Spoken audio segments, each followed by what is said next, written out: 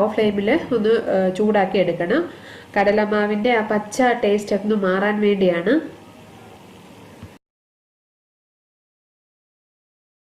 ഇപ്പോൾ ലോ ഫ്ലെയിമിൽ വെച്ചിട്ട് 7 മിനിറ്റ് കഴിഞ്ഞിരിക്കുകയാണ്. ഇനി നമുക്ക് ഇതൊന്ന് തണുക്കാൻ വേണ്ടി വെക്കാം.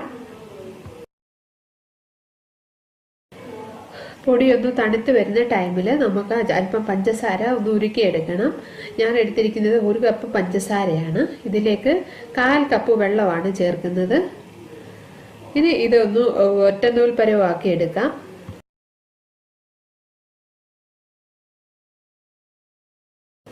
പഞ്ചസാര ഒന്ന് മെൽറ്റായി വരുന്ന ടൈമിൽ നമുക്ക് 1 കപ്പ് നെയ്യ് എടുത്ത് ഒന്ന് ചൂടാക്കുക. നെയ്യ് നന്നായിട്ടൊന്ന് ഉരുകി വന്നിരിക്കുകയാണ്. ഇനി ഇത് നമുക്ക് മാവിലേക്ക് ഇട്ട് ഒന്ന് നന്നായിട്ടൊന്ന് മിക്സ് ആക്കാം. പൊടി നന്നായിട്ടൊന്ന് തണുത്ത് വന്നിരിക്കുകയാണ്.